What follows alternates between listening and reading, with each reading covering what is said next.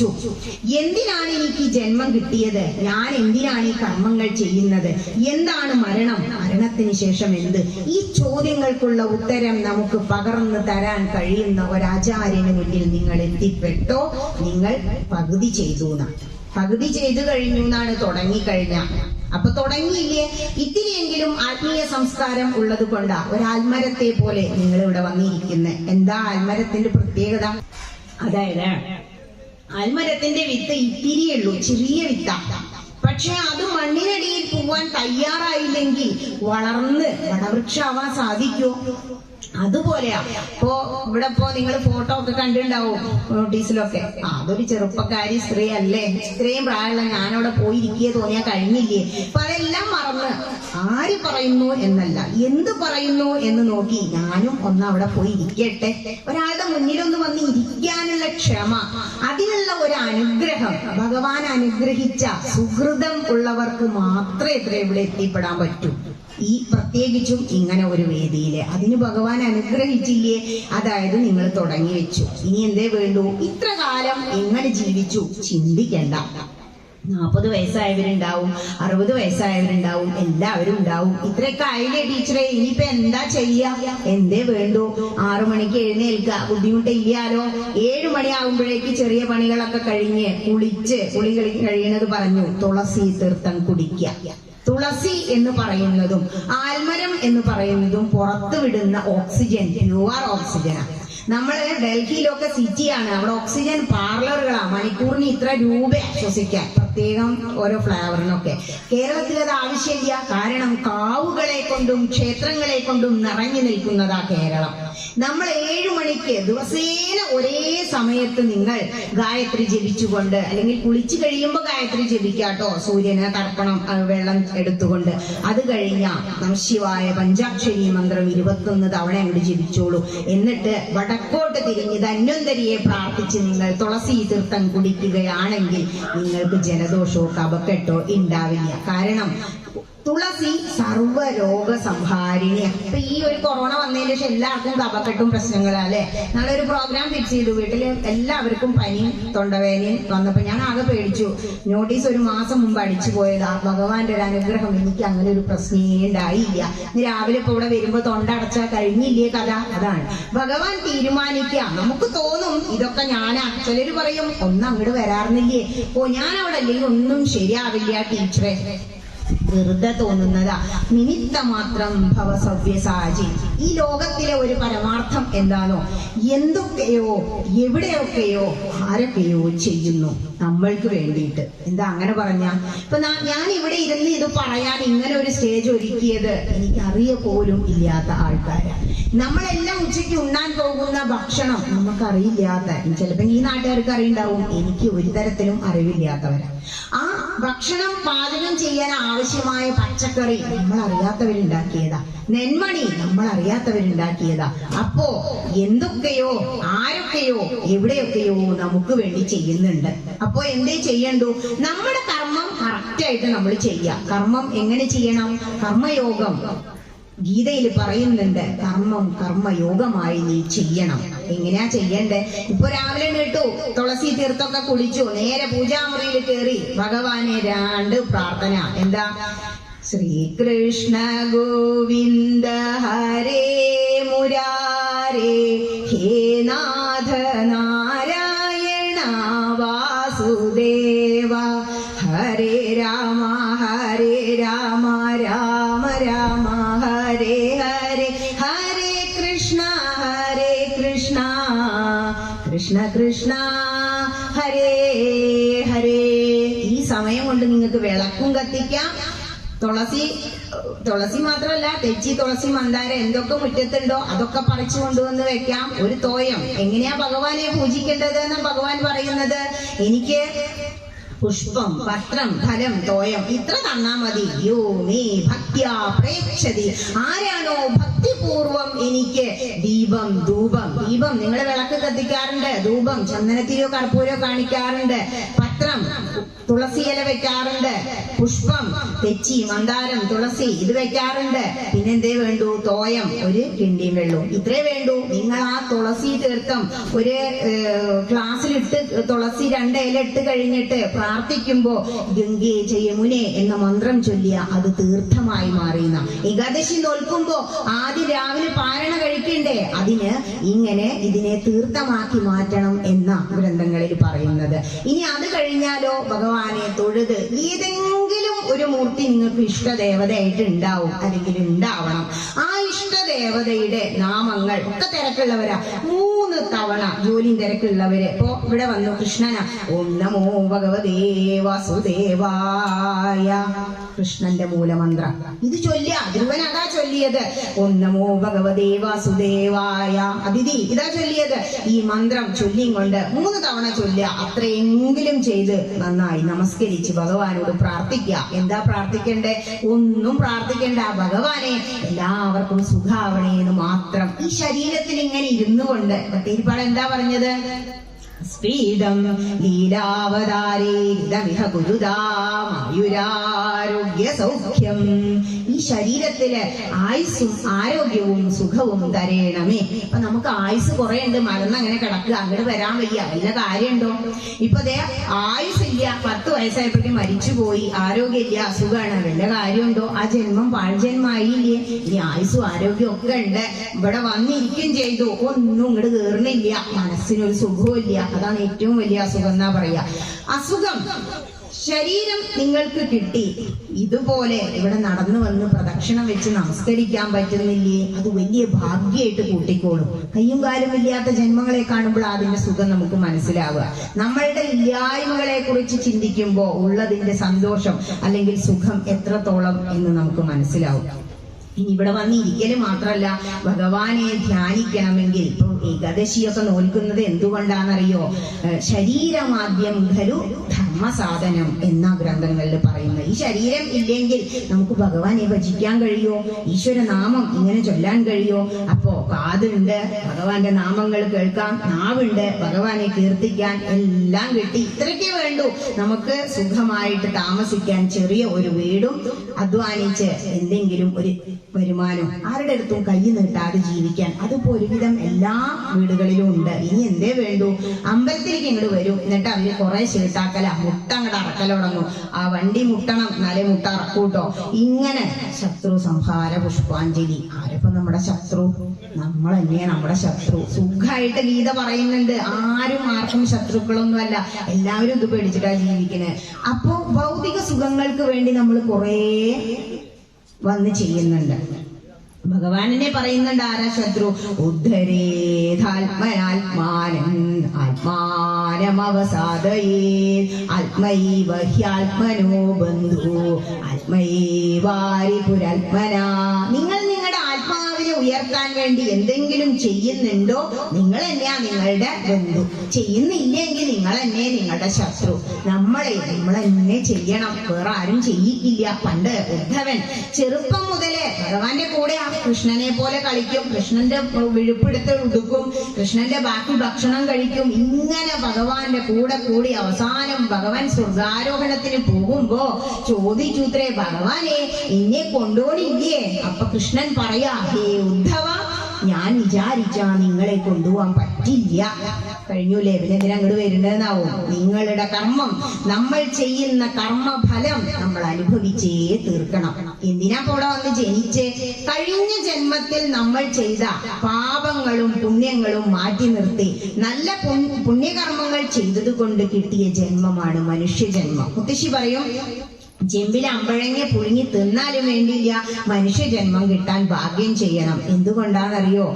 മനുഷ്യനായി ഇവിടെ ജനിച്ചാൽ നമുക്കിതൊക്കെ മനസ്സിലാക്കാൻ കഴിയും. ഈശ്വര ആരാധന നടത്തി ഈ ഉള്ളിലിരിക്കുന്ന ഭഗവാനെ ഉയർത്താൻ, നമുക്ക് അഷ്ടാംഗ യോഗം എല്ലാം ആർജിക്കാൻ, ആ 6ാം ഇന്ദ്രിയം പ്രവർത്തിപ്പിക്കാനുള്ള കഴിവ് നമുക്ക് ലഭിക്കും. പൂച്ചയെ പട്ടിയാണെങ്കിലോ വിവേകബുദ്ധി ഇല്ല, അവരുടെ ബ്രെയിൻ വളർന്നില്ല, അവർക്കതിന് സാധിക്കോ? ഇല്ല.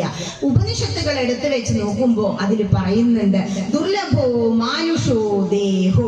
ദുർലഭമായി കിട്ടിയ ഈ മനുഷ്യദേഹം നിങ്ങൾ മഹതോ വിനഷ്ടി, മഹത്തുക്കളെ നിങ്ങളത് നഷ്ടപ്പെടുത്തി കളയരുത്. ഉപനിഷത്തുക്കളിലെ വചനങ്ങൾ വാരി വിതറിക്കൊണ്ട് നടന്നതാണ് സ്വാമി വിവേകാനന്ദൻ. എന്താ പറഞ്ഞത്? ഉത്തിഷ്ഠത ജാഗ്രത പ്രാപ്യവരാ നിബോധത ക്ഷുരസ്യ ധാരാ നിശിത ദുരത്യയ ദുർഗം പദസ്ഥൽ കവയോ വദന്തി. കവികൾ പറയുന്നു എന്താ? ഈ നിങ്ങൾ എല്ലാവരും ഉത്തിഷ്ഠത, ഉണർന്നെഴുന്നേൽക്കൂ ഇങ്ങോട്ട് ആത്മീയതയിലേക്ക്. പിന്നെ എന്ത് ചെയ്യണം? ജാഗ്രതയോടുകൂടി. എങ്ങനെ ആയിരിക്കണം? എപ്പോഴും ജാഗ്രത ഉണ്ടായിരിക്കണം. കുഞ്ഞാകുമ്പോഴേ സൂചി വെക്കും മറ്റുള്ളവര്, നീ ഇങ്ങനെ ചെയ്തില്ലെങ്കിൽ നീ നരകത്തിൽ പോകും. ഹിന്ദു എന്താ പറയുന്നത്? എനിക്ക് സ്വർഗവും വേണ്ട നരകവും വേണ്ട, മോക്ഷം മതി. അതാണ് ഹൈന്ദവന്റെ മഹത്വം. നമ്മൾ കുഞ്ഞാവുമ്പോ പറഞ്ഞു കൊടുക്കുന്നില്ല, ഒരു ഉപനിഷത് വചനവും കുട്ടിയെ പഠിപ്പിക്കുന്നില്ല. ശരിക്കും ഓം നമ ശിവായ എന്ന പഞ്ചാക്ഷരി മന്ത്രം, വേദമന്ത്ര, യജുർവേദത്തിലെ മന്ത്ര, ശ്രീരുദ്ര ചക്രത്തിൽ വരുന്നത്. ആ പഞ്ചാക്ഷരി മന്ത്രം കുട്ടിക്ക് പറഞ്ഞു കൊടുക്കേണ്ടത് അമ്മയാണ്. അവിടെ തുടങ്ങണം അവന്റെ ആത്മീയമായ ഉപദേശങ്ങൾ. അത് കഴിഞ്ഞ് എന്ത് ചെയ്യണം? ജ്ഞാനപ്പാനെടുത്ത് കയ്യിൽ വെച്ച് കൊടുക്കുക, ചൊല്ലാൻ പറയാ. ജ്ഞാനപ്പാന എന്താ നമുക്ക് പറഞ്ഞു തരണേ? ആദ്യം തന്നെ വേദം പഠിക്കുക പറഞ്ഞാൽ കുട്ടി അത് വലിച്ചെറിഞ്ഞ് പോകും, കാരണം ഒന്നും മനസ്സിലാവില്ല. ഗായത്രി മന്ത്രം മാത്രം കുഴപ്പമില്ലാന്ന് തോന്നും. പിന്നെ സർവ്വദേവ ഗായത്രി എന്നൊക്കെ പറഞ്ഞ് കുറെ പഠിക്കാനുണ്ട്. ഇന്നിവിടെ വേദമന്ത്രമൊക്കെ ചൊല്ലി ആചാര്യൻ എന്നുള്ള സ്ഥാനത്ത് നിന്ന് പറയാ, സ്വരത്തോടുകൂടി ആലപിക്കണം വേദം, അല്ലെങ്കിൽ അത് ചെറിയ ചുതി സംഭവിക്കുന്ന വേദമന്ത്രം നമുക്ക് പലയിടത്തുനിന്നും ഡൗൺലോഡ് ചെയ്യാനൊക്കെ കിട്ടും. പക്ഷെ അതിൽ സ്വരിതം, ഉദാത്തം, അനുദാത്തം, ഇത് ദീർഘസ്വരിതം എന്നൊക്കെ പറഞ്ഞ് ഒരുപാട് നിയമങ്ങളുണ്ട്. നിയമത്തോടുകൂടി, കാരണം ഗ്രന്ഥങ്ങൾ ഏതെടുത്തു വെച്ചാലും നമ്മൾ വാക്കുകളെ നോക്കുക. വേദം എടുത്തു വെച്ച് കഴിഞ്ഞാൽ അക്ഷരങ്ങളെ ശ്രദ്ധിക്കണം. നീട്ടലും കുറുക്കലും തെറ്റിപ്പോയാ ഇപ്പൊ ഗായത്രി മന്ത്രം ചൊല്ലുമ്പോ അവസാനം നമ്മൾ ചൊല്ലും ദിയോ യോന പ്രചോദയ, അത് തെറ്റാ. ദിയോ യോന പ്രചോദയാജ്ഞ എന്ന് കഴിഞ്ഞൊരു വിസർഗം വരുമ്പോ അവിടെ ഫ് എന്നുള്ളൊരു ശബ്ദം വരും. ശാന്തി മന്ത്രം ചൊല്ലുമ്പോ, അത് ഞാൻ വളരെ വിനയത്തോടു കൂടി പറയാണ്, അദ്ദേഹത്തെ അത്രയും ഉന്നതനാ, അത് പഠിച്ചെടുത്ത് ഇവിടെ അവർ ആ സമയത്ത് വേദമന്ത്രം അവതരിപ്പിച്ചതിൽ ഞാൻ നമസ്കരിക്കുന്നു. പക്ഷെ ശാന്തി മന്ത്രം ചൊല്ലുമ്പോ മുറിക്കാൻ പാടില്ല. അവിടെ വിസർഗം വരുമ്പോ അതിനെ ശ എന്ന് വരുമ്പോ കൂട്ടിച്ചൊല്ലണം. അതായത് ഓം ശാന്തി ശാന്തി ശാന്തേഹേ, അവിടെ ഒരു വിസർഗം അവസാനം വരുന്നുണ്ട്. അങ്ങനെ വേണം അത് അവസാനിപ്പിക്കാൻ. നമ്മള് അറിയാതെ മന്ത്രങ്ങൾ ചൊല്ലിക്കഴിയുമ്പോ തെറ്റ് വന്നാല് അത് വലിയ ആപത്താന്നാ പറയാ. അതുകൊണ്ടാണ് നാമജപം ചെയ്തോളൂ എന്ന് തിരുമേനി പറയുന്നത്. നാമം ചൊല്ലുമ്പോ പിന്നെ ഏതായാലും ഭഗവാന്റെ നാമ, തെറ്റുകളൊന്നും വരില്ല. അത് ശ്രദ്ധിക്കണം. വേദത്തിന്റെ സർവ്വദേവ ഗായത്രികളെങ്കിലും നമ്മൾ ഹൈന്ദവൻ എന്നുള്ള നിലയ്ക്ക് പഠിക്കുക. ഇപ്പൊ അതിനൊക്കെ ഒരുപാട് സോഴ്സുകളുണ്ട്. അപ്പൊ പിന്നെ നമ്മൾ സ്റ്റേജുകളിലൊക്കെ പറയുമ്പോൾ അത് തെറ്റാതെ നമുക്ക് ചെയ്യാൻ കഴിയും. വേദം പഠിച്ചാൽ നമ്മൾ അടിമുടി അങ്ങോട്ട് മാറുന്ന, കാരണം വേദം എന്ന് പറഞ്ഞാൽ തന്നെ അറിവാ. ഈ ലോകത്തിലുള്ള എല്ലാ കാര്യങ്ങളും എഴുതി വെച്ചിരിക്കുന്ന വേദങ്ങളിലാണ്. അതിന്റെ ഒരു ഉദാഹരണം കോട്ടക്കൽ വിദേശികൾ എത്രയാ വരുന്നത്? ആയുർവേദം, ആയുസ്സിന്റെ വേദമാണ് ആയുർവേദം. മറ്റേ മരുന്ന് കഴിച്ചാൽ ഒരു വേദാവില്ല, ഒരു അസുഖം മാറി മറ്റൊന്നാവുക ചെയ്യുന്നത്. ആയുർവേദയ്ക്ക് മരുന്ന് കഴിച്ചാൽ തങ്കള വേദനയായിട്ടാണ് മാറുന്നത്. ആയുസിന്റെ വേദം ആയുർവേദം കഴിച്ചാലോ അതങ്ങോട്ട് വേദാവും, മാറിക്കിട്ടും. അതുകൊണ്ടാണ് വിദേശികളൊക്കെ ഇങ്ങോട്ട് വരുന്നു. നമ്മളെന്താ ചെയ്യുക? വേഗം ഇംഗ്ലീഷ് മരുന്നും തേടി പോകും. അതാണ് വ്യത്യാസം. നമ്മുടെ മന്ത്രങ്ങളും നമ്മളുടെ പുണ്യവും തേടി വിദേശത്തുള്ളവർ ഇങ്ങോട്ട് ഭാരതഭൂമിയെ, ജ്ഞാനപ്പാനയിൽ എന്താ ചൊല്ലിയത്? ഭാരതമായ ഖണ്ഡമൊഴിഞ്ഞുള്ള, വേറെ ഇവിടെ ഇത് സാധ്യമല്ല എന്ന് അവിടെ പൂന്താനം എഴുതി വെച്ചിട്ടുണ്ട്. എന്ത് സുഖമായിട്ടാ തുടങ്ങുന്നത്? നാമസങ്കീർത്തനം കൊണ്ടുടൻ വന്നുകൂടും പുരുഷാർത്ഥമെന്നതും. നാമം ചൊല്ലിയാ മാത്രം മതി. ഇന്നിപ്പോ ഇവിടെ വന്നില്ലേ, അരിയേട്ടൻ പറഞ്ഞു ഒരു നഷ്ടവും നിങ്ങൾക്ക് വരില്ല. അതൊരു സത്യ. ഇന്ന് നിങ്ങളുടെ ജീവിതത്തിൽ എന്നത്തെയും പോലത്തെ ഒരു ദിവസമാണോ? അല്ലല്ലോ. ഈ 11 മണി എന്ന് പറയുന്നത് ലോകമെമ്പാടും, ഭാരതത്തിൽ മാത്രമല്ല, ഇന്ന് 11 മണിക്ക് ശേഷം ലോകമെമ്പാടും സനാതന ധർമ്മത്തെ വിശ്വസിക്കുന്ന വ്യക്തികൾ വിളക്ക് കൊളുത്തി വെച്ച് ഇങ്ങനെയുള്ള കാര്യങ്ങൾ ചെയ്തുകൊണ്ടിരിക്കുക. അപ്പൊ അതിന് നിങ്ങളൊരു ഭാഗഭാക്കായില്ലേ? ഇതിന് നിങ്ങൾക്കൊരു ഉയർച്ച ഉണ്ടാവും. രത്നാകരൻ എന്ന കാട്ടാളൻ സത്സംഖ്യയായി മാറിയത് ഒരു മഹത്തുക്കളായ സപ്തർഷികളെ കണ്ടതുകൊണ്ടാണ്. അതാ പറയുന്നത്, ഒരു സത്തുക്കളെ കണ്ടു കഴിഞ്ഞാൽ നിങ്ങൾക്ക് അതിനുള്ള മാറ്റം, അതിനുള്ള ഗുണം നിങ്ങൾക്ക് കാണിച്ചു തരും. നിസ്സാരമെത്രയും സംസാരമോർക്കിലോ സത്സംഗമൊന്നേ ശുഭകരമായുള്ളൂ. ശുഭമായ കാര്യം അത് മാത്രമേ ഉള്ളൂ. അപ്പൊ എന്തേ ചെയ്യേണ്ടത്? സത്സംഗം വേണം. ഭാഗവതത്തിൽ പറയുന്നുണ്ട്, നിങ്ങൾ ദാനം ചെയ്തോളൂ, ദാനധർമ്മം കൂടാതെ വേദം പഠിച്ചോളൂ, തപസ് ചെയ്തോളൂ, കണ്ണീർ പന്തൽ കെട്ടിക്കോളൂ, കുളം കുഴിച്ചോളൂ, പൂജാതി കർമ്മങ്ങൾ ചെയ്തോളൂ, എന്നെ പ്രാപിക്കാൻ കഴിയില്ലാട്ടോ എന്ന് ഭഗവാൻ പറയുന്നുണ്ട്. അപ്പൊ എന്താ അത് ചോദിച്ചു. സത്സംഗം ഇല്ലാതെ ഇതൊന്നും ചെയ്തിട്ട് കാര്യമില്ല. എന്ത് വേണ്ടു? കമ്മിറ്റിക്കാര്, അതാണ് ഇനി അടുത്ത് പറയാനുള്ളത്. ഇവിടെ അറേഞ്ച്മെന്റ് എല്ലാം ചെയ്തു, സുഖമായിട്ട് വെയിലും കൊള്ളാതെ ഇവിടെ വന്നിരുന്ന് ഇങ്ങനെ കേട്ടാ മതി അല്ലെ. വിളക്ക് പടിഞ്ഞാട്ട് തിരി തെളിക്കുമ്പോ ഭഗവാൻ അങ്ങോട്ടാ തിരിഞ്ഞിരിക്കുന്നത്. വായു ഭഗവാൻ അത്ര സമയവും ഇല്ലാത്ത പോലെ ഒരു കുളിർക്കാറ്റായി വന്നങ്ങോട്ട് അനുഗ്രഹിക്കുക ചെയ്ത് അനൗൺസും ചെയ്യുന്നത് കേട്ടു. അത്രയ്ക്കും ഇവിടെ ഈശ്വര സാന്നിധ്യം ചൈതന്യം നിറഞ്ഞു നിൽക്കുക. കാരണം ഇന്ന് വിശേഷാൽ പൂജകളൊക്കെ കഴിഞ്ഞതാ. ഇനി ഇങ്ങനെ ഇവിടെ വന്നിരുന്നു പറഞ്ഞു എന്ന് പറഞ്ഞു, സത്സംഗം വേണമെന്ന് പറഞ്ഞു, ഇതിലൂടെ വന്നിരുന്നാ മതി. ക്ഷേത്രത്തിൽ വന്നാൽ കാണുന്ന മറ്റൊരു കൂട്ടരാണത്. ആരാ? നമ്മളെല്ലാവരും പറയും കമ്മിറ്റിക്കാര്. കമ്മിയുടെ കാര്യം പറയണോണ്ടായിരിക്കാം, അത് ഇംഗ്ലീഷ് വാക്കാ. പക്ഷെ ക്ഷേത്ര ഉപാസകർ എന്നാണ് അവരെ പറയാ. ഈ തന്ത്രിയാണെങ്കിലും, തന്ത്രി ഇവിടെ വന്ന് ചെയ്യണമെങ്കിൽ എത്ര കൊടുക്കണം എന്ന് നിങ്ങൾക്ക് കമ്മിറ്റിക്കാർക്ക് അറിയുന്നുണ്ടാവും, നിങ്ങൾ നോട്ടീസിലൊക്കെ കാണും. പൂജാതി കർമ്മങ്ങൾ ചെയ്യുന്ന ശാന്തിക്കാരനാണെങ്കിലും, കൗണ്ടറിൽ ഇരിക്കുന്ന വ്യക്തിയാണെങ്കിലും, അടിച്ചു തളിക്കാരിയാണെങ്കിലും എല്ലാവരും മാസ ശമ്പളക്കാരാ. മാസം എന്തെങ്കിലും അല്ലെങ്കിൽ ദിവസം വരുമ്പോ അവരതിന് പ്രതീക്ഷിക്കും. പക്ഷേ ഈ ക്ഷേത്ര ഉപാസകർ എന്ന് പറഞ്ഞ് ഇന്നിപ്പോ സ്റ്റേജിലും പുറത്തുമായിട്ട് ഓടി നടക്കുന്ന കണ്ടില്ലേ, ഇൻക്ലൂഡിങ് കൂട്ടുപരയിൽ വരെ അവരുണ്ടായിരിക്കും, മേൽനോട്ടായിട്ടും സഹായത്തിനായിട്ടും. യാതൊരുവിധ ധനലാഭവും പ്രതീക്ഷിക്കാതെ കേവലം ഉപാസനയായിട്ടാണ്, അവർ സേവനായിട്ടാണ് ക്ഷേത്രത്തിലെല്ലാം ചെയ്യുക. അതാണ് കമ്മിറ്റിക്കാരുടെ മഹത്വം. അവരെല്ലാത്തിലും കുറവിനെ കുറിച്ച് പറയാം. അവിടെ അത് കുറവുണ്ട് കേട്ടോ. അപ്പൊ ആ അമ്മ എന്ത് ചെയ്യും? ഒരു ഡ്രാഫ്റ്റ് എഴുതി കൊടുക്കും. പണ്ടൊക്കെ ചെക്കുകളുള്ളൂ, ഇപ്പൊ എന്താ ജിപേ ആയില്ലേ, സുഖമായി. അപ്പൊ ഒരു സ്കാനിങ് അത് അയച്ചു കൊടുത്താൽ മതി. അപ്പൊ എന്താ, ഇങ്ങനെ കുറവുകളെ കുറിച്ച് പറഞ്ഞിട്ടാണെങ്കിലും ക്ഷേത്രത്തില് എല്ലാം നിറവായി മാറാൻ അവര് ഒരുപാട് പ്രയത്നിക്കും. അങ്ങനെ ഒരു കൂട്ടം പ്രവർത്തകരുള്ള അമ്പലങ്ങളിലെ ഇങ്ങനെ ഒരു സത്സംഗം നടക്കും. ഇപ്പൊ ഇവിടെ അങ്ങനെ ഇരുന്ന് പറയാൻ പല ക്ഷേത്രങ്ങളിലും ചെല്ലുമ്പോ, രാമായണ പഠന ശിബിരത്തിനൊക്കെ കോഴിക്കോട് വിളിച്ച് ചെന്നപ്പോ സ്റ്റേജിന്റെ പ്രശ്നം ആദ്യം ഞാൻ അനുഭവിച്ചു. ഞാൻ പറഞ്ഞു, ശിബിരമൊക്കെ ആകുമ്പോ വൈകുന്നേരം വരെ പറയണം, അതുകൊണ്ട് നിങ്ങളൊരു കട്ടല് കൊണ്ടുവന്നിട്ടാ മതി എന്ന് പറഞ്ഞിട്ട് ഒരു ശ്രീരാമ പട്ടാഭിഷേകം അത് ഞാൻ പറഞ്ഞില്ല, 2 എണ്ണം അവർ കൊണ്ടുവന്ന് വെച്ചു. അപ്പോ ഒരു സ്റ്റേജിന്റെ ആവശ്യകത എത്രത്തോളം ഉണ്ട് എന്ന് അറിയുന്ന ഒരു വ്യക്തിയാണ്. ഇപ്പൊ കണ്ടു 10-30 ദിവസം തികഞ്ഞില്ല. നിങ്ങൾ ആഗ്രഹിച്ചപ്പോ നിങ്ങൾ ഭഗവാനിൽ അങ്ങോട്ട് അർപ്പിച്ച്, ഹരിയേട്ടനെ പോലെയൊക്കെ ഞാനത് നേടും, ഭഗവാൻ എന്നെ കൊണ്ട് നേടിപ്പിക്കും. നമ്മളല്ല ചെയ്യുന്നത്. ആരാ? ഞാൻ പറഞ്ഞില്ലേ, ആരൊക്കെയോ എന്തൊക്കെയോ എവിടെയൊക്കെയോ ചെയ്യുന്നുണ്ട്. നമ്മളൊന്ന് ആശ്രയിക്കേ വേണ്ടൂ. വിളിക്കുന്നില്ല. ഉദ്ധവനോട് എന്താ പറഞ്ഞത്? നിങ്ങൾ എന്നെ ആശ്രയിക്കണം. നമ്മൾ വിളിക്കുക അവിടെ ഉണ്ട്, കൈ പൊന്തിച്ച് കാണിച്ചാലേ ഭഗവാൻ ഒന്ന് പിടിക്കാൻ പറ്റൂ. അതിനെന്തേ വേണ്ടൂ? ഈശ്വരനാമം ചൊല്ല, ഈശ്വരീയമായ കർമ്മങ്ങൾ ചെയ്യുക. ജീവിതചര്യ തന്നെ എന്താക്കി മാറ്റണം? ഈശ്വരാർപ്പണം ാക്കി മാറ്റുക. മറ്റുള്ള മതസ്ഥരൊക്കെ അതാ ചെയ്യുന്നത്. അവർ മതത്തിൽ അടിസ്ഥാനപ്പെടുത്തിക്കൊണ്ട് എങ്ങനെ ആത്മീയമായ ഉന്നതി നേടാം, ലൈഫ് ആഫ്റ്റർ ഡെത്ത്, അതാണ് അവർ ചിന്തിക്കുന്നത്. മരണാനന്തര ജീവിതത്തെ കുറിച്ച് നമ്മളൊന്നും ചിന്തിക്കുന്നില്ല, ഒരു വിദ്യാഭ്യാസം കൊടുക്കുന്നില്ല. ആചാര്യസ്വാമി 10 കൽപ്പനകളിൽ പറഞ്ഞ് 3-4 കാര്യങ്ങളിൽ, ഒന്ന് രാവിലെ എഴുന്നേറ്റ പ്രാർത്ഥിക്കുക, സുദിനത്തിനായി പ്രാർത്ഥിക്കുക. പിന്നെയോ ഏതെങ്കിലും ഒരു ക്ഷേത്രം നീ ആഴ്ചയിൽ 1 ദിവസമെങ്കിലും സന്ദർശിക്കണം. ഇതൊക്കെ നമുക്കുള്ള നിയമങ്ങളാ. ശക്തിയുടെ ദിവസമായ വെള്ളിയാഴ്ചയെങ്കിലും നീ ഒരു ക്ഷേത്രം സന്ദർശിക്കണം.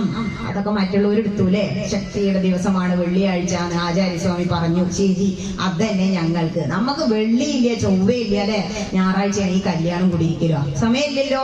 അതാണ്. അങ്ങനെ ആയിരിക്കരുത്. നിങ്ങൾ ജീവിതത്തിൽ ഒരു ചാർട്ട് അത് നിങ്ങൾക്ക് ഉണ്ടായിരിക്കണം. അടുക്കും ചിട്ടയുമായിട്ട് തന്നെ ജീവിക്കുക.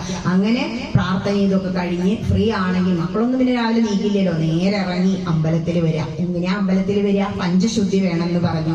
വെറും കൈയോടെ വരരുത് എന്നാ. പണ്ടൊക്കെ അതെയാ, പക്ഷെ ഇപ്പൊ ഏർപ്പാടൊക്കെ ഉണ്ട്. എണ്ണ ചീർത്താക്കിയാൽ മതി, എണ്ണ അവിടെ ഉണ്ടാവും. മാല ചീർത്താക്കിയാൽ മതി, മാലയും ചാർത്താൻ എല്ലാ സൗകര്യങ്ങളും ഉണ്ട്. എന്തേ വേണ്ടു? ഭണ്ഡാരം ചാർത്തണം.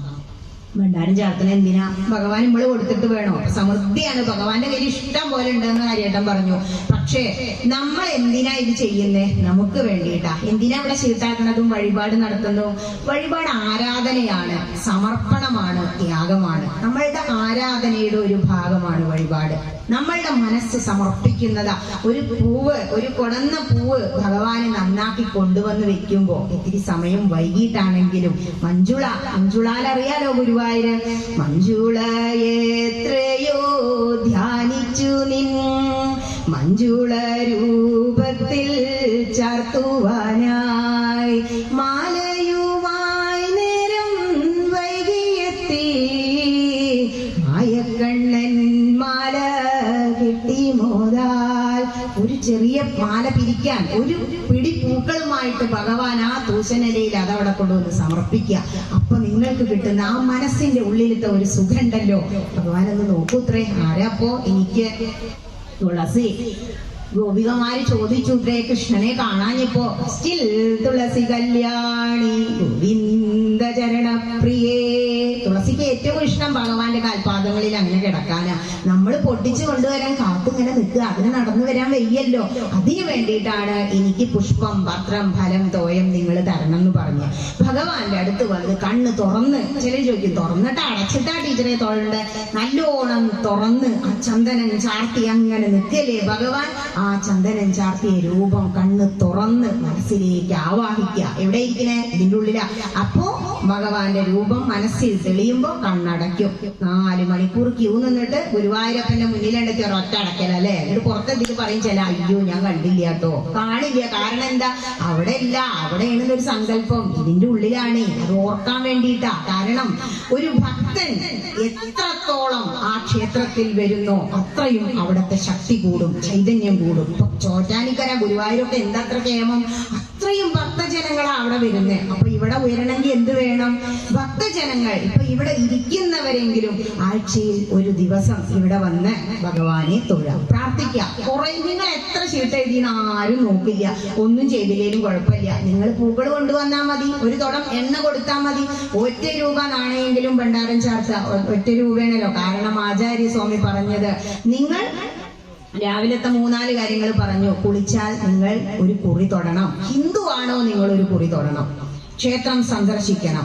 ഒരു ദിവസം സമ്പാദിക്കുന്നതിൽ നിന്നും 1 പൈസ, ആചാര്യസ്വാമിയുടെ കാലത്ത് 1 പൈസ ഉണ്ട്, 1 രൂപയെങ്കിലും ദാനധർമ്മത്തിനായി നീക്കി വെക്കണം. നമ്മൾ ആർജിക്കുന്ന പണത്തിൽ നിന്നും ഒരു ഭാഗം ദാനധർമ്മത്തിനായി മാറ്റി വെക്കണം എന്നാ. നമ്മുടെ പാപങ്ങളൊക്കെ അതിലൂടെ പോകും, അസുഖങ്ങളൊന്നും പിന്നെ ഉണ്ടാവില്ല എന്നാ.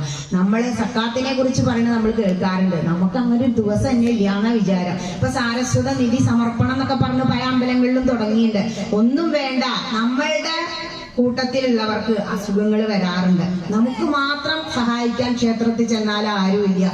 മറ്റുള്ളവര് പള്ളിയാണെങ്കിലും അവരുടെ മോസ്കാണെങ്കിലും അവിടെ ചെന്നാൽ അവർക്ക് ഒരു പള്ളിയിലച്ഛനും അല്ലെങ്കിൽ ഒരു മുക്രിയുണ്ട്. സംഭവം പറഞ്ഞു കഴിഞ്ഞാൽ സഹായത്തിന് ഒരുപാട് ആളുണ്ട്. നമുക്കും അത് ഉണ്ടാക്കാം. പല ക്ഷേത്രങ്ങളിലും ഞാൻ പറഞ്ഞതാ, ഒരു രജിസ്റ്റർ. ഈ ഒരു അമ്പലത്തിന്റെ ചുറ്റുവട്ടത്ത് 200 വീട് വരുന്നുണ്ടെങ്കിൽ ആ 200 പേരുകളും എഴുതിയ ഒരു രജിസ്റ്റർ. എല്ലാ വീട്ടിൽ നിന്നും അവരുടെ വരുമാനത്തിനനുസരിച്ച് മാസം 10 രൂപയായാലും മതി. ഒരു ഫണ്ട് നിങ്ങൾ ഉണ്ടാക്കുകയാണെങ്കിൽ, ഇപ്പൊ നമ്മുടെ മലപ്പുറത്താ കൂടുതൽ ക്യാൻസറും കിഡ്നിയും വരുന്നത്. ഈ ക്ഷേത്രത്തിന്റെ പരിധിയിൽ നമ്മൾ രജിസ്റ്റർ ചെയ്ത ബുക്കിലുള്ള ഒരു പേരിൽ ആ കുടുംബത്തിൽ ഒരു വ്യക്തിക്കാണെങ്കിൽ ആ ഫണ്ട് നമുക്ക് ഉപയോഗിച്ചൂടെ? അണ്ണാൻ കുഞ്ഞും തന്നാലായത്. 10 രൂപയെ മാസം കൊടുക്കുന്നുള്ളൂ. കഴിയുന്ന വലിയ ശമ്പളം വാങ്ങുന്നവർ 500 1000 കൊടുത്തോട്ടെ, അത് വലിയൊരു സംഖ്യയായി മാറും ഒരു വർഷം കഴിയുമ്പോഴേക്ക്. ആ ഫണ്ട് എന്തിനു ഉപയോഗിക്കാം? കിഡ്നി ഡയാലിസിസ് നടക്കുന്നുണ്ട് കോട്ടക്കല്. നമ്മുടെ നാട്ടിൽ തന്നെ ഉണ്ടാവും ദുരിതം അനുഭവിക്കുന്ന ഹൈന്ദവ ഭവനങ്ങള്. അവരെയൊക്കെ ഒന്ന് സന്ദർശിക്കുക. ക്ഷേത്ര കമ്മിറ്റി ആണെങ്കിലും മാതൃസമിതി ആണെങ്കിലും മാസത്തിൽ ഒരിക്കൽ സമ്പർക്കം ഉണ്ടാവുക. കാരണം ഭഗവാൻ പറയുന്നത് ഷെയറിങ്, ക്യൂറിങ്, കെയറിങ്, ഇത് 3ഉം ഹിന്ദുവിന് ഇല്ല എന്നുള്ളതാ. ഷെയർ ചെയ്യാനുള്ള ഒരു മനോഭാവം, കൊടുക്കാനുള്ള ഒരു മനോഭാവം. രാമായണത്തിന്റെ പ്രത്യേകത തന്നെ അതാ. രാവണൻ എന്താ ചെയ്തേ? എനിക്ക് കൂട്ടി വെച്ചു, ദുരിതം അനുഭവിച്ചില്ലേ? രാമൻ എന്താ പറഞ്ഞേ? അമ്മ എന്നോട് ഏറ്റവും സ്നേഹമുള്ള അമ്മയാ. കാരണം എന്താ?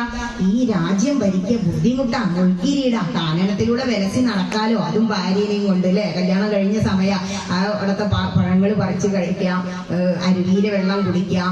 നമ്മളിപ്പോ ഫോറസ്റ്റ് ഒക്കെ സന്ദർശിക്കാൻ പോണില്ലേ, ഒരു ട്രിപ്പ് പോലെയാണ് ഇത്ര രാമഭഗവാൻ അത് എടുത്തത്. അങ്ങനെ വേണം എല്ലാത്തിനെയും സ്വീകരിക്കാൻ, കൈയൊഴിയാൻ. ഷെയറിങ്, കെയറിങ്, ക്യൂറിങ്, ഇത് 3ഉം ഉണ്ടോ ആ ദേശത്ത് പിന്നെ വേറെ എങ്ങോട്ടും പോകണ്ട. അങ്ങനെ അവസ്ഥയിലേക്ക് ഉയരണം നമ്മൾ. ഇപ്പൊ ഒരുപാട് മാറ്റം വന്നില്ലേ?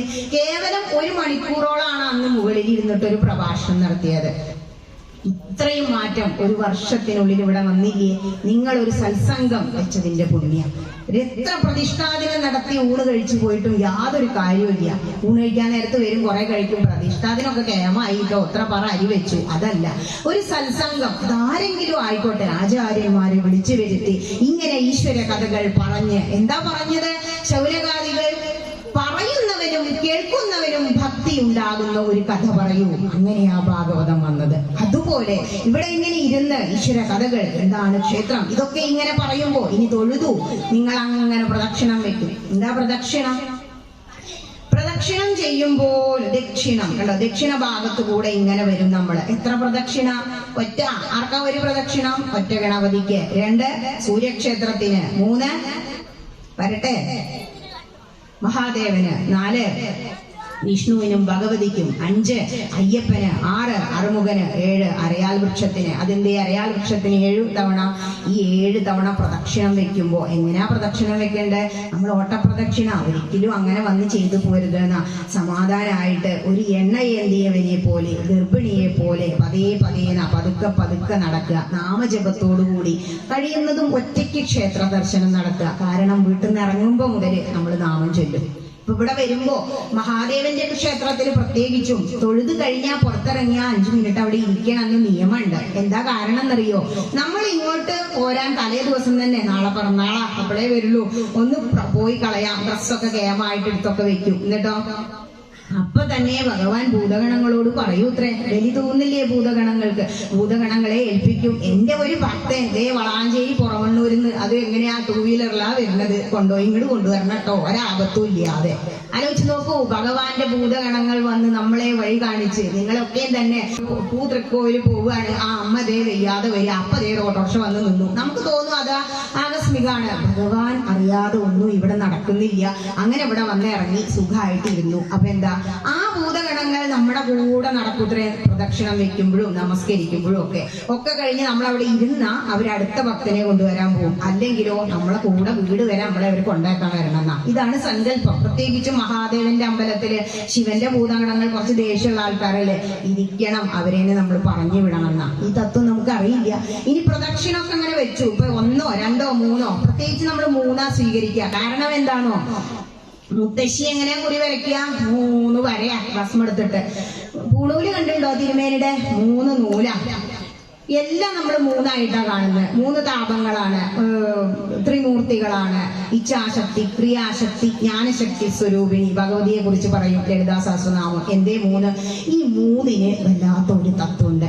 കാരണം ഭാഗവത മഹാപുരാണം തുടങ്ങുമ്പോ തന്നെ പറയുന്നുണ്ട്, താപത്രയ വിനാശായ, ഞങ്ങളുടെ താപത്രയങ്ങളെ. 3 ദുഃഖേത്ര നമുക്കുള്ളൂ. ഏതൊക്കെയാ? 1 നമ്മുടെ ഈ ശരീരത്തെ കുറിച്ച് ഓർത്തുള്ള ദുഃഖം. വേദന ഇല്ലാത്ത ഒരു ശരീരം ഉണ്ടോ? അതന്നെ അത്ര ഏറ്റവും വലിയ സുഖം. വയ്യാതിരിക്കുന്നവരോട് ചോദിക്കണം. അപ്പൊ നിങ്ങളെ ഇടയിൽ തന്നെ മുട്ടുവേദനയും കാലുവേദനയും നടുവേദനയും ഒക്കെ ഉള്ളവരുണ്ടാവും. ചിലര് പറയും ഇറങ്ങി വരുമ്പോ 10 മിനിറ്റ് ഇരിക്കാൻ പറ്റാത്തതാട്ടോ ടീച്ചറെ, എങ്ങനെ എത്ര ഇരുന്ന് എനിക്കറിയില്ല. നിങ്ങളുടെ ശരീരം മറന്നുപോയി, നിങ്ങൾ എന്തായി? ആത്മാവായി മാറി. അതുകൊണ്ട് അങ്ങനെ ഇരിക്കാൻ കഴിയണേ. ഇനി ഈ ശരീരത്തിനെ കുറിച്ച് നമ്മൾ അങ്ങനെ പറയുമ്പോ ശരീരം എന്തിനു വേണ്ടി ഒക്കെ പറഞ്ഞു. ഇങ്ങനെ നമ്മളെവിടെ കൊണ്ടുവന്നു, തൊഴുതു, നമസ്കരിച്ചു, പുറത്തു വന്നു, പ്രദക്ഷിണം ഇങ്ങനെ വരുന്നു. അപ്പൊ 3 പ്രദക്ഷിണം. 1ാമത്തെ ദുഃഖം നമ്മുടെ ശരീരത്തിന്റെ ദുഃഖം, ശരീരത്തിന്റെ വേദനകള്. 2 ശരീരവുമായി ബന്ധപ്പെട്ടവരെ കുറിച്ച് ഓർത്തുള്ള ദുഃഖം. 3 നമ്മുടെ സ്ഥാവര ജംഗമ വസ്തുക്കളെ കുറിച്ചുള്ള ദുഃഖം. ഈ 3 ദുഃഖേ നമുക്കുള്ളൂ എന്നാ ഭാഗവതം പറയണേ. ഈ ഉദാഹരണം വളരെ ലളിതമായിട്ട് പറയാം. നിങ്ങൾ രാവിലെ അങ്ങോട്ട് പോരണം, നേരത്തെ എത്തണം. ഇവിടെ വിഷ്ണു സഹസ്രനാമം ഉണ്ട്, പ്രഭാഷണത്തിന് മുമ്പ് ചെയ്യണം പറഞ്ഞിട്ടുണ്ട്. അപ്പോ 5 മണിക്ക് അലാറം വെച്ചു. ഈ അലാറം അങ്ങനെ അടിക്കുമ്പോ ആദ്യം നമ്മൾ ഓഫാക്കിയിട്ട് എന്താ ചെയ്യാ? ഒന്നുകൂടി തിരിഞ്ഞു നടക്കും അല്ലെ? നമ്മുടെ ശരീരം അവിടെ കിടക്കാൻ ആഗ്രഹിക്കുക, മനസ്സും ആത്മാവും അമ്പലത്തിലെത്താൻ ആഗ്രഹിക്കുക. ശരീരത്തിന്റെ ദുഃഖം. ഇനിയൊക്കെ അവിടുന്ന് പൊങ്ങി 5 മിനിറ്റ് എണീറ്റ് കടന്നു, നേരെ കുളിച്ചു. നിങ്ങൾ എന്ത് ചെയ്തു? പുറത്തേക്ക് ഇറങ്ങാൻ തുടങ്ങുമ്പോഴാണ് മുത്തശ്ശി അല്ലെങ്കിൽ ചെറിയ കുട്ടി, അയ്യോ എനിക്കും വരണം കേട്ടോ, മകനാണെങ്കിൽ കുളിപ്പിച്ചു കൊടുക്കണം, മുത്തശ്ശിക്കാണെങ്കിൽ ചൂടുവെള്ളം വേണം, സമയം വൈകിയോ? അത് നമ്മുടെ ശരീരവുമായി ബന്ധപ്പെട്ടവരെ കുറിച്ചോർത്തുള്ള ദുഃഖം. ഇത് ശല്യം എന്നല്ല പറയുന്നത്, നമ്മളവരെ പ്രൊട്ടക്ട് ചെയ്യണം. ദുഃഖം എന്ന ഭാവം മാത്രമാണ് പറയുന്നത്. കാരണം നമ്മുടെ മനസ്സിന്റെ ഒരു അവസ്ഥയാണ് സുഖവും ദുഃഖവും. ഈ മൂന്നാമത്തെ ദുഃഖം എന്ന് പറഞ്ഞാൽ മുത്തശ്ശീനെയും കുട്ടീനെയൊക്കെ കൈ പിടിച്ചത് പുറത്തേക്ക് ഇറങ്ങുമ്പോഴാണ് അടക്കക്കാരന്റെ വരുന്നു, അടക്കയുടെ തോക്ക എണ്ണാന്, സ്ഥാവര ജംഗമ വസ്തുക്കളെ അല്ലെങ്കിൽ ഇത് കള്ളം കൊണ്ടുപോവോ, കൂട്ടിയില്ലല്ലോ, ആകെ ദുഃഖം. ഈ മൂന്ന് ദുഃഖങ്ങളെ നിങ്ങൾ തരണം ചെയ്തോ, നിങ്ങളെല്ലാം നേടി. അത്രയേ ഉള്ളൂ വേണ്ടത്. കുറെ കാലം അങ്ങനെ ജീവിച്ചുല്ലോ കൃഷ്ണ, എന്നായാലും അങ്ങോട്ട് പോണം. ഇനിയിപ്പൊ എന്താ ചെയ്യണ്ടേ ഇതറിയില്ല. ഇവിടെ വന്നു, ആഴ്ചയിൽ ഒരു ദിവസം വരണം എന്ന് പറഞ്ഞില്ലേ, തൊഴുതു, പ്രദക്ഷിണം അങ്ങനെ നാമജപത്തോടുകൂടി വെച്ചു. അവസാനത്തെ പ്രദക്ഷിണം കഴിയുമ്പോ തിരുമേനിയോട് തീർത്ഥവും പ്രസാദവും വാങ്ങുമ്പോ ദക്ഷിണ സമർപ്പിക്കണം. കാരണം ഈ പുഷ്പാഞ്ജലി വഴിപാടാണ്, ആരാധനയാണ്, ചീട്ടാക്കിയപ്പോ പൈസ കൊടുത്തു. പക്ഷെ നമ്മൾ പ്രദക്ഷിണം വെച്ച് വന്ന പ്രസാദം വാങ്ങിക്കുമ്പോ ദക്ഷിണ സമർപ്പിക്കണം എന്നാ പറയാ. കാരണം ആത്മാവിൽ നിന്നും ഒരംശമെടുത്ത് പ്രതിഷ്ഠിക്കുന്നതിനെ കുറിച്ച് പറഞ്ഞു. അതുപോലെ തന്നെയാണ് ആ തിരുമേനി ആത്മാംശത്തിൽ നിന്നുമാണ് അർച്ചന നടത്തുമ്പോൾ ഭഗവാനെ നമുക്ക് വേണ്ടി വിളിക്കുന്നത്. അപ്പോ അങ്ങനെ പ്രദക്ഷിണം വെച്ച് വന്ന് എന്ത് ചെയ്യണം? പ്രസാദം സ്വീകരിക്കുമ്പോൾ ദക്ഷിണ സമർപ്പിക്കുക. അത് എത്രയെന്നൊന്നുമില്ല, ദ്രവ്യം സമർപ്പിക്കണം എന്നേ ഉള്ളൂ. അത് കഴിഞ്ഞ് പുറത്തേക്ക് വന്ന് പ്രദക്ഷിണം ചുറ്റുപാത. ഇനി പുല്ല് മൂടാൻ നമ്മൾ സമ്മതിക്കരുത്. മാസത്തിൽ ഒരു ദിവസം സേവനം ഉണ്ടായിരിക്കണം ഇവിടെ. എന്നിട്ടോ പുറത്തു കൂടെ നാമജപ പ്രദക്ഷിണ ആഴ്ചക്ക് ഒരു ദിവസം വെച്ചോളൂ. മാതൃസമിതിക്കാരെല്ലാരും വന്ന് വ്യാഴാഴ്ച സന്ധ്യക്ക് നാമജപ പ്രദക്ഷിണ ഉണ്ട് കേട്ടോ. പുറത്ത് ആ വഴിയിൽ കൂടെ ഒരു 3 പ്രദക്ഷിണം, അപ്പൊ വിഷ്ണു അല്ലെ 4 ആയിക്കോട്ടെ, ഞങ്ങൾ വെച്ചു. അപ്പോഴോ അങ്ങനെ പുറത്തിറങ്ങുന്നതിന്റെ മുമ്പ് നമുക്കൊരു പ്രദക്ഷിണം കഴിഞ്ഞിട്ടൊരു നമസ്കാരം ഉണ്ട്. 4 വേദങ്ങളുണ്ട് നമുക്ക്. അതിൽ ആദ്യത്തെ വേദമായ ഋഗ്വേദത്തിലാണ് പറയുന്നത് പ്രജ്ഞാനം ബ്രഹ്മ. ഋഗ്വേദം. യജുർവേദ മന്ത്രങ്ങളാണ് പൂജയ്ക്ക് കൂടുതലും ഉപയോഗിക്കുക. അവിടെയാണ് അഹം ബ്രഹ്മാസ്മി എന്ന വേദമന്ത്രം. ഈ അഹം ബ്രഹ്മാസ്മി എന്ന് പറഞ്ഞാൽ നമ്മൾ ആ പ്രസാദം വാങ്ങി തൊഴുത് കണ്ണടച്ച് അങ്ങോട്ട് നമസ്കരിക്കുമ്പോ ആ അഹം ബ്രഹ്മാസ്മി എന്ന ഭാവത്തിലേക്ക് നമ്മൾ അങ്ങോട്ട് ഉയരണം. ഈ അഹം ബ്രഹ്മാസ്മി എന്ന് പറഞ്ഞാൽ അത് ഞാൻ തന്നെ. ഇതിനുള്ളിലിരിക്കുന്നതും ആ വിഗ്രഹത്തിലിരിക്കുന്ന ചൈതന്യവും ഒന്നാകുന്ന ഒരു നിമിഷമാണ്.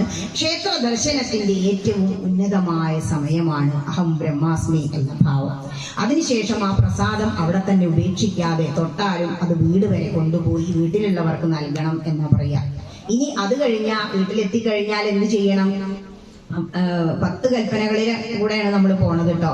ഈ വീട്ടിലുള്ളവർക്കൊക്കെ നൽകി നമ്മൾ അടുക്കളയിൽ കയറും. അടുക്കളയിൽ 3 ദൈവങ്ങളൊന്നുമില്ല, ഒരു വട്ടായി മാറി. എന്നാലും വീതണ തളിച്ച് ബ്രാഹ്മണരൊക്കെ വീതണം തളിച്ച് തുടക്കുന്നതിന് മുമ്പ് മന്ത്രമൊക്കെ ചൊല്ലും. എന്ത് വന്നാലും വേണ്ടിയില്ല. പണ്ടൊക്കെ ചാണകമൊക്കെ ഉണ്ട്. ഇപ്പൊ ചാണകമൊക്കെ എന്തെന്നല്ലേ ഓരോ പൊട്ട സ്വാമിമാര് പറഞ്ഞുകൊണ്ട് നടക്കണം. ഈ ചാണക വെള്ളമൊക്കെ ഒന്ന് തളിച്ച് ശുദ്ധമാക്കുക. ചാണകത്തിന്റെ പ്രത്യേകത എന്താണെന്നറിയോ? പശു തരുന്ന 5 സാധനങ്ങൾ, 5 വിലപ്പെടും ിപ്പുള്ളതാ. അവിടെ പഞ്ചഗവ്യൊക്കെ കഴിക്കാറില്ലേ? വെറുവയറ്റിൽ കഴിച്ച ഒരസുഖം ഉണ്ടാവില്ല എന്നാ. ആ പശുവിന്റെ 5 സാധനങ്ങള്, വെണ്ണ, പാല്, അതൊക്കെ അറിയാലോ, നെയ്യ് ഒക്കെ ചേർത്തിട്ട്, അതിന്റെ ഗോമൂത്രം, ചാണകം. ഈ ചാണകം, ഈ 5 സാധനവും നിമിഷ നേരം ഇരുന്ന് കഴിഞ്ഞാൽ പുഴു വരുന്ന സാധനം. പക്ഷെ നമ്മൾ പഞ്ചഗവ്യ ഉണ്ടാക്കി കഴിഞ്ഞാൽ വൈകുന്നേരം വരെ അവിടെ ഇരുന്നാലും അതിനൊന്നും സംഭവിക്കുന്നില്ലല്ലോ. അതാണ് ഹൈന്ദവന്റെ മഹത്വം. യോഗയിൽ റിസർച്ച് നടത്തി നാഷണൽ ഗവൺമെന്റ്, ലോകം മുഴുവൻ അംഗീകരിച്ചു. International yoga day. നമ്മുടെ ഭാരതത്തിലെ പതഞ്ജലി മഹർഷിയ യോഗാസൂത്രം എഴുതി വെച്ചത്. നമ്മളത് സ്വീകരിക്കുന്നില്ല. ഇപ്പോ പഞ്ചഗവ്യത്തിൽ റിസർച്ച് നടത്തിക്കൊണ്ടിരിക്കുകയാണ് അത്രേ. എന്താണ് അതിന്റെ മഹത്വം? ഇതൊക്കെ നമുക്ക് അറിയാത്തതേ ഉള്ളൂ. പുരാതന ഭാരതത്തിലെ മഹർഷീശ്വരന്മാർ, മന്ത്രദ്രഷ്ടാക്കളായ മാമുനിമാർ ഇതെല്ലാം ഗ്രന്ഥത്തിൽ എഴുതി വെച്ചിട്ടുണ്ട്. നമ്മളതൊന്ന് തുറന്നു നോക്കുന്നില്ല. സനാതനധർമ്മം എന്ന് ഘോരഘോരം പ്രസംഗിക്കും. പക്ഷെ എന്താണ് സനാതനധർമ്മം? ആചാരങ്ങളും അനുഷ്ഠാനങ്ങളും. ഇപ്പൊ ഈ പറഞ്ഞു വരുന്നില്ലേ, ഇവിടെ വന്നാൽ എങ്ങനെ പ്രദക്ഷിണം വെക്കണം, എങ്ങനെ നമസ്കരിക്കണം എന്ന്. ആചാര അനുഷ്ഠാനങ്ങളിൽ അധിഷ്ഠിതമായി ജീവിക്കുന്നവനാണ് സനാതനധർമ്മം അല്ലെങ്കിൽ ഹിന്ദു, സനാതനധർമ്മ വിശ്വാസി. ഈ ആചാരം അനുഷ്ഠാനമൊന്നുമില്ല. കുറുക്കന്റെ മാളം പോലെ രാത്രി 12 മണി വരെ നെറ്റിൽ കളിച്ച് രാവിലെ മൂട്ടിൽ വെയിലുദിച്ച് എഴുന്നേൽക്കുന്നവൻ ഹിന്ദു അല്ല. ഹിന്ദു മതത്തിൽ അവന് യാതൊരു അവകാശവും ഇല്ല. പക്ഷെ അറിവില്ലായ്മ കൊണ്ടാണ് നഷ്ടപ്പെടുന്നത്. ഇത് പറഞ്ഞു കൊടുക്കാൻ ഒരാളെ കിട്ടിയാലോ ആരും ഇവിടെ ഒന്നും ഇരിക്കൂല. ഇപ്പൊ കണ്ടോ, സദസ്സൊക്കെ നിറഞ്ഞു കഴിഞ്ഞു. 12 മണി കഴിഞ്ഞാൽ നിർത്തണം എന്നൊക്കെ പറഞ്ഞിട്ടുണ്ട്. പക്ഷെ നിങ്ങൾ ഈ പിൻ ഡ്രോപ്പ് സൈലൻസിൽ ഇങ്ങനെ ഇരിക്കുമ്പോണ്ടല്ലോ നിർത്താൻ തോന്നില്ല. കുറച്ചു നേരം കൂടി പറയാം അല്ലെ. ഇനി നമസ്കരിച്ച് പുറത്തിറങ്ങി വീട്ടിലെത്തി വീതണ ഇപ്പൊ വിളിക്കാം. നമ്മൾ ശുദ്ധമായി നാമജപത്തോടുകൂടി പച്ചവിറക് കത്തിച്ചാലും കത്തുന്ന. അത് കഴിഞ്ഞിട്ട് എന്ത് ചെയ്യണം? അരി ഇടുമ്പോ പൂർണേ സദാ പൂർണേ ശങ്കര പ്രാണവല്ലഭേ ജ്ഞാന വൈരാഗ്യ സിദ്ധ്യർത്ഥം ഭിക്ഷാം ദേഹി ച പാർവതി അന്യഥാ ശരണം നാസ്തി ത്വമേവ ശരണം മമ തസ്മാത് കാരുണ്യഭാവേന രക്ഷ രക്ഷ മഹേശ്വരി. ഒന്നും വേണ്ട, അതൊന്നും അറിയില്ലല്ലോ ടീച്ചറെ. അതാവും അടുത്തത്. അന്നപൂർണേനെ മനസ്സിൽ ധ്യാനിച്ചുകൊണ്ട് ആ വെള്ളം ചുറ്റി ഒരു നുള്ളരി അടുപ്പ് അഗ്നിദേവൻ അനുഗ്രഹിച്ചാലേ അത് പാകം ചെയ്യാൻ പറ്റൂ. അടുപ്പിൽ അർപ്പിക്കണം. വെന്ത് കഴിഞ്ഞാലും അങ്ങനെ ചെയ്യാറുണ്ടല്ലോ. അത് എന്തായി മാറും? ഹവിസ്സായി മാറും എന്നാ പറയുക. അഗ്നിയിൽ ആഹൂതി ചെയ്യുമ്പോ സ്വാഹ സ്വാഹ എന്ന് പറയുന്നില്ലേ, അഗ്നിദേവന്റെ ഭാര്യയാണ് സ്വാഹ. അതുപോലെ അടുപ്പിലേക്ക് വിട്ടതിന് ശേഷം നമ്മൾ എന്ത് ചെയ്യുന്നു? അത് നേദ്യമായി വിളമ്പിയ ആ വീട്ടിൽ ആർക്കും ഒരസുഖം ഉണ്ടാവില്ല. ഇപ്പൊ സ്ത്രീകൾ എന്താ ചെയ്യണേ? 7 മണി ആയ അയ്യോ ഇപ്പൊ നീക്കണ്ടേ, അവിടുന്ന് നീട്ടൂർ ഒറ്റ ഓട്ടാണ് അല്ലെ. പ്രാർത്ഥനയില് ഒന്നുമില്ല. എന്നിട്ട് അടുക്കളയ്ക്ക് പ്രായ് പറഞ്ഞാ പോയി ഞാൻ പെണ്ണായതുകൊണ്ടാണ് അല്ലെ. പിന്നെ അത് വിഷം തന്നെയല്ലേ. മനസ്സാണ്. പലരും ഭക്ഷണം പാചകം ചെയ്ത പല രുചിയല്ലേ. എന്തുകൊണ്ടാണെന്നറിയോ? ആ പാചകം ചെയ്യുന്ന വ്യക്തിയുടെ മനസ്സാണത്രേ അത് കാണിക്കുക. ഒരു രുചിയില്ലെങ്കിൽ അവർക്ക് അത് ഒട്ടും ഇഷ്ടമില്ലാതെ ഉണ്ടാക്കിയതാണെന്ന് മനസ്സിലാക്കിക്കോളൂ. അപ്പോ പ്രാർത്ഥനയോടുകൂടി അന്നപൂർണയെ ധ്യാനിച്ചുകൊണ്ട്, കാരണം ശരീരമാദ്യം ഖലു ധർമ്മ സാധനം, എന്റെ കുടുംബത്തിൽ ആർക്കും അസുഖം ഒന്നും ഉണ്ടാവല്ലേ അന്നപൂർണയെ എന്ന് പ്രാർത്ഥിച്ചുകൊണ്ട് ഇത് ഉണ്ടാക്കി വെച്ചിട്ട് ആദ്യം ആർക്കാ കൊടുക്കുക? അപ്പൊ പറയും എന്റെ ഇഷ്ടപ്പെട്ട ടിൻഡുമോൻ എന്ന പട്ടിക്കുട്ടിക്ക് ഞാൻ കൊടുക്കാറുണ്ട്. അതല്ല, നമ്മൾ കെട്ടിയിട്ട് വളർത്തുന്നവർക്ക് കൊടുക്കേണ്ടത് എന്താ? അത് നമ്മുടെ കടമയാണ്. പക്ഷേ നമ്മൾ വളർത്താത്ത ഒരുപാട് ജീവജാലങ്ങൾ ഇവിടെ ഉണ്ട്. അരിപ്പൊടി കൊണ്ട് കോലം വരയ്ക്കുന്ന എന്തിനാണെന്നറിയോ? ചെറിയ പ്രാണികൾക്ക്, ചെറിയ ചെറിയ ജീവികൾക്ക് ഭക്ഷണം കൊടുക്കുക. നമ്മൾ ഒരു തവി ചോറ് ഒരു ദിവസം പടിഞ്ഞാട്ട് കുമ്പിടിക്കണം. അപ്പൊ കുമ്പിടിക്കലൊക്കെ മാറി ഒറ്റ കൊട്ടല അല്ലെ. ആ ഒരു തവി ചോറ് ആദ്യം കഴിച്ചതിന്റെ ബാക്കിയല്ല, പുറത്ത് കൊണ്ടുപോയി വെക്കണം. അണ്ണാൻ, കാക്ക, മൈന ഇവരൊക്കെ നമ്മളെ ആശ്രയിച്ചിട്ടാ. മറ്റു മതസ്ഥര് പറയും ആകാശത്തിലെ പറവകളെ നോക്കൂ, വിതയ്ക്കുന്നില്ല, കൊല്ലുന്നില്ല, ഭക്ഷിക്കുന്നു. നമ്മുടെ ആചാര്യസ്വാമി പറഞ്ഞതാ. എന്താ പറഞ്ഞതെന്നറിയോ? നിന്നെ പോലെ നീ നിന്റെ അയൽക്കാരനെയും മറ്റുള്ളവരെയും സ്നേഹിക്കണം. അവരെ അയൽക്കാരനെ മാത്രമേ എടുത്തിട്ടുള്ളൂ. നമ്മളത് മോഷ്ടിച്ചതാ എല്ലാവരും. അപ്പോ അയൽക്കാരനെ മറ്റുള്ളവരെയും സ്നേഹിക്കുന്നതിന്റെ ഭാഗമായിട്ട് അയൽ വീട് സന്ദർശിക്കാം. മാനവ സേവ, മാധവ സേവ, നരസേവ, നാരായണ സേവ. ഇത് പറയുന്നത് എന്താണെന്നറിയോ? Palliative work. ഇവിടെ കണ്ടോ ജീവനി അല്ലെ പുനർജനി, ആ പാലിയേറ്റീവ് വർക്ക് ചെയ്യുന്നവര് അതാ ചെയ്തുകൊണ്ടിരിക്കുന്നത്. മാനവ സേവ, മാധവ സേവയാണ്. മറ്റുള്ളവർക്ക് വേണ്ടി നമ്മൾ ചെയ്യണം. 4 വേദങ്ങളും ഒരുപോലെ പറയുന്നുണ്ട്. ഉപകാരായ ജീവതി സേവ ജീവതി. നീ പരോപകാരം ചെയ്യണം ജീവിക്കുന്നുണ്ടെങ്കിൽ, അല്ലെങ്കിൽ നീ ജീവിച്ചിട്ട് ഒരർത്ഥവും ഇല്ല എന്ന് വേദം പറയുന്നുണ്ട്. ഈ ഉപകാരം ചെയ്യുന്നത് നമുക്ക് വേണ്ടിയല്ലാതെ, നമ്മൾ കെട്ടിട്ട് വളർത്തുന്നവർക്കല്ലാതെ, മറ്റ് ഭൂതയജ്ഞാണത് കേട്ടോ, മറ്റ് ജീവജാലങ്ങൾക്ക് കൊടുക്കുക. ഉച്ചയ്ക്ക് ശേഷം സ്ത്രീ പ്രസംഗ.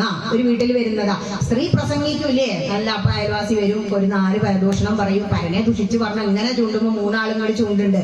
ഒരാൾ ഇവിടെ മുകളിൽ നിൽക്കുന്നുണ്ട് സർവസാക്ഷിയായിട്ട്. അതൊന്നും നമ്മൾ ചിന്തിക്കില്ല. അപ്പൊ എന്തോ ഒരു സുഖാണ് അവർക്ക്. പക്ഷെ സ്ത്രീ പ്രസംഗിച്ചത് ഏത് ഗ്രന്ഥത്തിലാ?